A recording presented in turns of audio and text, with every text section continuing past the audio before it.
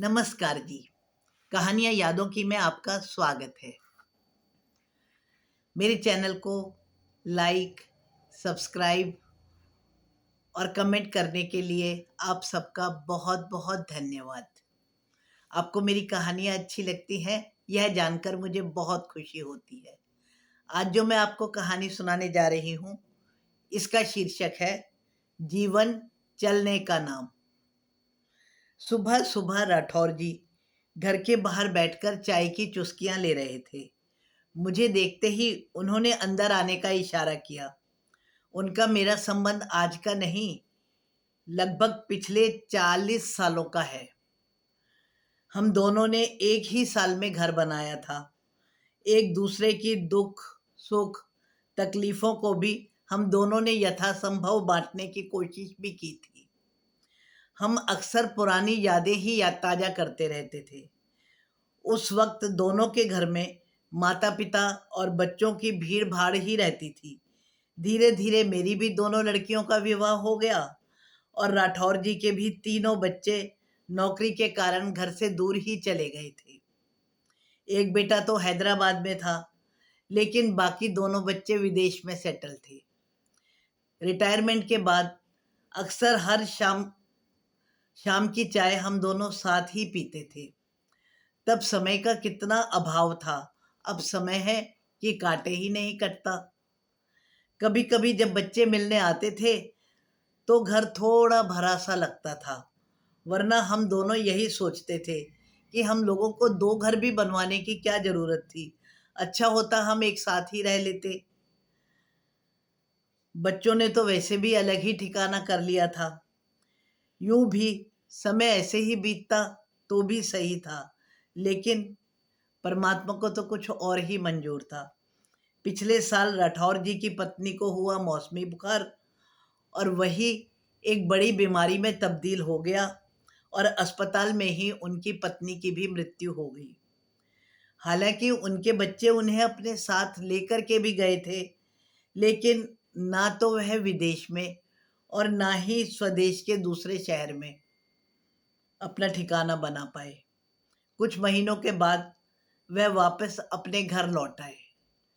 हालाँकि मैं और मेरी पत्नी यथासंभव कोशिश करते थे कि वह हमारे साथ ही रहकर अपना खाना-पीना खाएँ, लेकिन उन्होंने माना नहीं और अंततः उन्होंने अपने घर में एक रोटी बनाने वाला और झाड़ू-पोंछा करने वाली भी एक औरत रख ली थी।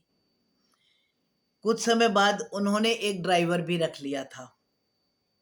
अब उनके पास ड्राइवर होने का फ़ायदा यह होता था कि हम उनके साथ ही मंदिरों में या अपने घर दिल्ली से वृंदावन की यात्रा को या कभी भी ऐसे ही कहीं पर भी चले जाते थे। अब साथ घूमने से कुछ समय तो उनका अच्छे से कट जाता था, लेकिन शायद ऐसा लग रहा था कि उनके अंदर की उदासी दिनों-दिन बढ़ती ही जा रही है, क्योंकि वह कई बार चाय पीते हुए भी अपने ही ख्यालों में खोए रहते थे। हमारे घर के पीछे वाले घर में मिस्टर अवस्थी अपने परिवार के साथ रहते थे। उनकी पत्नी भी बहुत समय पहले गुजर चुकी थी, लेकिन उनका बेटा, बहू और पोती पूरा भरा पूरा परिवार था। काफ़ी समय से मिस्टर अवस्थी भी पार्क में आते हुए नहीं दिख रहे थे, तो मेरे कहने पर हम दोनों उनके घर गए। तो हमने देखा कि मिस्टर अवस्थी बीमार अवस्था में घर में सो रहे थे और उनका पूरा परिवार कहीं घूमने के लिए कुछ दिनों के लिए गया हुआ था। यहाँ से ही राठौर जी की दिनचर्या बदल गई।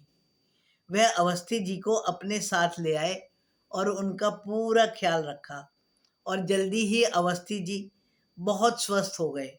वापस आने के बाद अवस्थी जी के बच्चों ने भी राठौर जी का और मेरा बहुत धन्यवाद किया।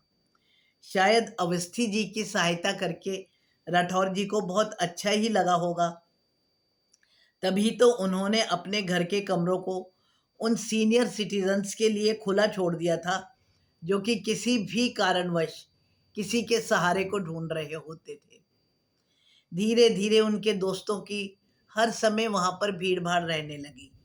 उनका एक कमरा क्लब में परिवर्तित हो चुका था और अक्सर ऐसे वृद्धजन जिनके बच्चे कहीं जाना चाहते थे, लेकिन अपने माता-पिता को अकेला छोड़ना भी नहीं चाहते थे। ऐसे उनके दोस्त उनके कमरे में भी रह जाते थे। हालाँकि इसके बदले में अब धीरे-धीरे उन लोगों ने पेमेंट भी करना शुरू कर दिया था। बहुत से जवान बच्चे भी उन लोगों का हाल-चाल पूछने या कोई भी सहायता करने के लिए अक्सर उधर आते ही रहते थे।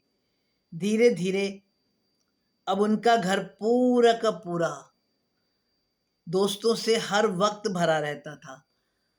काम तो उनका ड्राइवर करता ही था। जल्दी ही उन्होंने चाय बनाने और रोटी बनाने के लिए भी अलग नौकर का इंतज़ाम कर लिया था। अब उनका घर एक क्लब हाउस में परिवर्तित हो गया था, जहाँ पर कई बुजुर्गवार अपना अखबार और किताबें मंगवाते थे और वहाँ ही औरों के लिए पढ़ने के लिए भी छोड़ जाते थे। ऐसी बहुत सी किताबें उनके बाहर के बरामदे की अलमारी में शोभा पा रही थी। उनके घर के क्लब हाउस में पड़ती हुई जगह की कमी को देखते हुए मैंने भी अपने घर की बीच की दीवार खोल दी थी।